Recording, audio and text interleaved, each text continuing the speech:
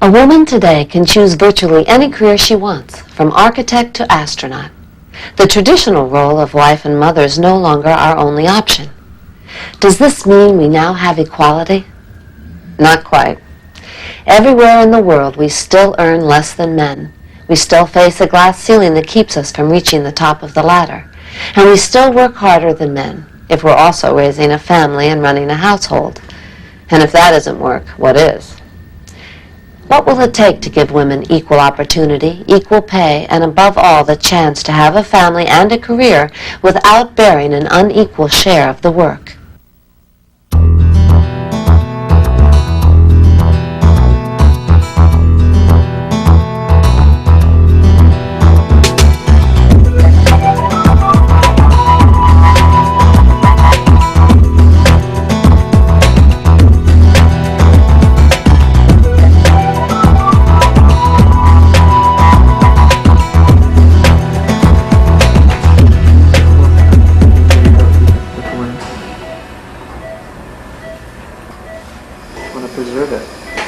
I've had instances where a patient is referred to me with a specific surgical problem, and I'll walk into the examining room and start speaking with the patient and ask them questions about what brings them here today.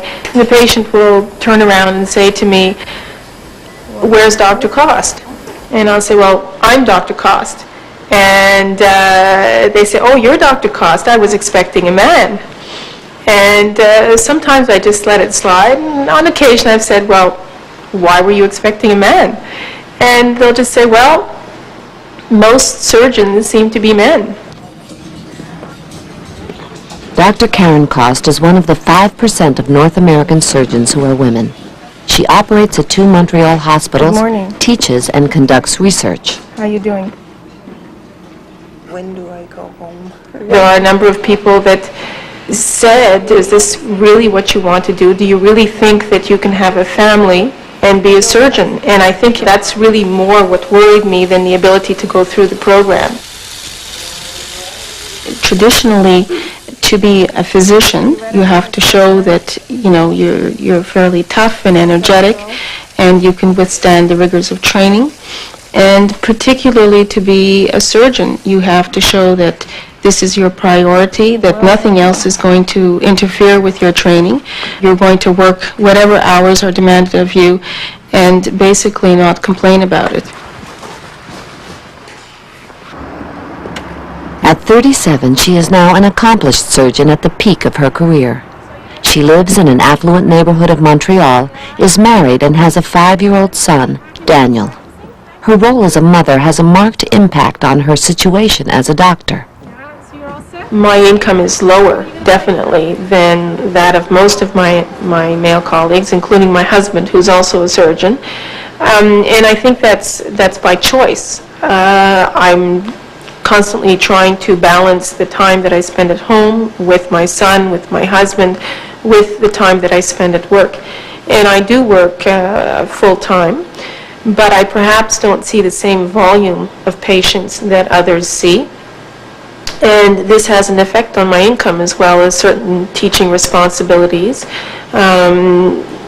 which also take time and for which I'm not remunerated. I think both my husband and I are very busy. I think he probably works longer hours than I work. His approach to the family and so on is much more casual maybe and much more relaxed than mine. And certainly there's a willingness on his part to participate, and I have to say he's a great father. But when it comes to the nitty-gritty of daily activities in their organization, I think really I'm the one who does most of that.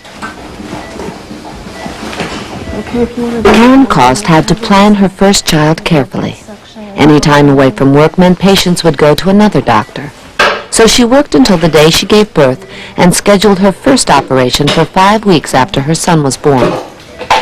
One of the most difficult things I've ever had to do, even after just being at home for 5 weeks, was returning to work.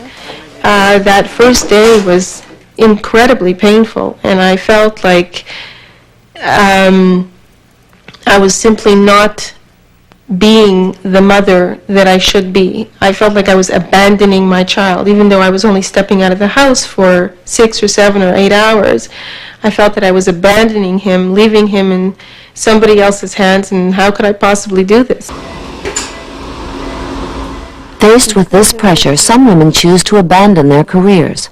It's an argument men have used for years against training women professionals.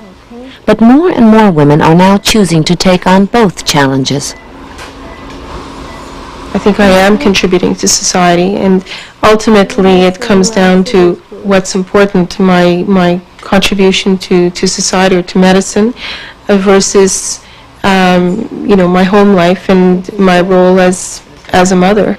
I don't think I'll ever be 100% satisfied with the balance that I've reached. I think the juggling is just basically going to go on forever. There's always a juggling act. There always will be. There are periods when I have to be away, and I ask myself, should I go away to this conference? Should I give this talk? Or should I, in fact, be at home with my son? And I've sort of been battling these same issues since he was born. Been assessed in the voice lab preoperatively? Oh, yes, several times, actually. This conflict is a relatively new experience for women. Until very recently, their career options were much more limited to positions which apparently didn't involve real work. And what of marriage as a full-time career? It's more popular than ever. For every 8 women who married in Grandmother's Day, 12 choose marriage today. And for the same reasons: children and a home of their own.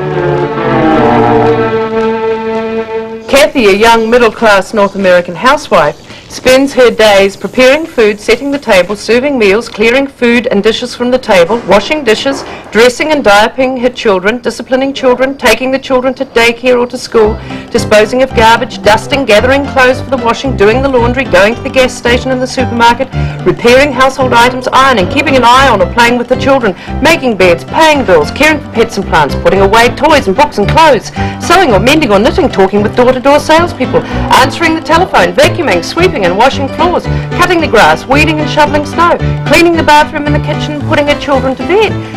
None of that counts. She supposedly does all of this work for love. Now, that's not to say that people in the paid workforce don't work for love too. I love lots of my work. Love has nothing to do with it.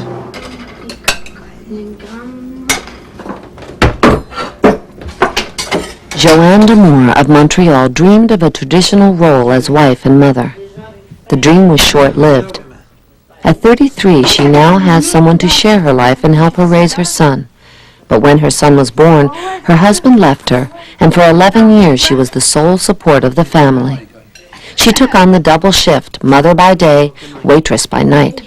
Bon appétit. Bon appétit. Like so many women, she works for love and money. My mother raised 6 kids, always stayed at home, and never had a job. To this day, she's at home babysitting her grandchildren. Now I think, deep inside, this is what she's always liked to do. It's what she really wanted to do. But I don't think I could live a life of submission like that. With just the house, the husband, and the kids, and nothing else. Joanne works 3 nights a week at a restaurant half an hour's drive from home. Her shift starts at 7 in the evening and finishes at 4 in the morning. She is one of a large number of working mothers who is holding a part-time job at minimum wage.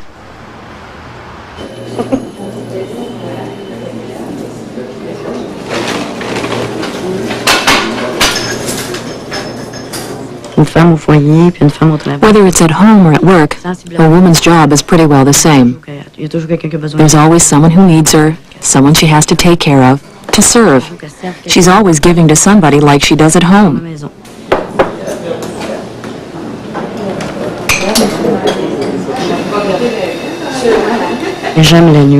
I like night work because it's such a different world from daytime.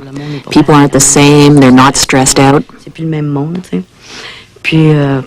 And since I'm all alone with Maxime, it makes it easier. I've got more time with him. Working 9 to 5's no good for me because we'd never get to see each other, while now I've got all day with him. On va faire ton vocabulaire. OK, go. Premier mot.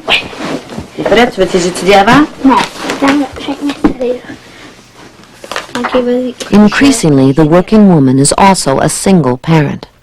Joanne could work more nights, but that would give her less time with her son Maxime. She budgets carefully, and when money is tight, does house cleaning to help pay the bills. Dis-le, je dis râle. J'ai tombé 2 semaines malade. I was sick 2 weeks last year. That's 2 weeks with no salary. Nothing. So you can't afford to get sick too often. Parce que t'as pas de salaire, t'as rien. You can't apply for unemployment insurance. Au chômage, tu vas ton chèque d'un mois. Besides, you only get your check a month down the road. And it wouldn't be much at that. C'est autant que possible pour pas que tu sois malade. And there are no benefits in the restaurant business, so the bottom line is don't get sick, don't break a leg. Max, c'est l'heure. Ben oui. On nights when Joanne works, she leaves Maxime with a babysitter. It doesn't occur to her that starting a night shift after a full day's work at home is unusual. Pour moi, c'est bien I facile. don't find it hard. You just have to know what you want and where you're going. For me, working nights is just great. I don't have a problem with it. It might look hard to others. They wonder how can she manage to do it all.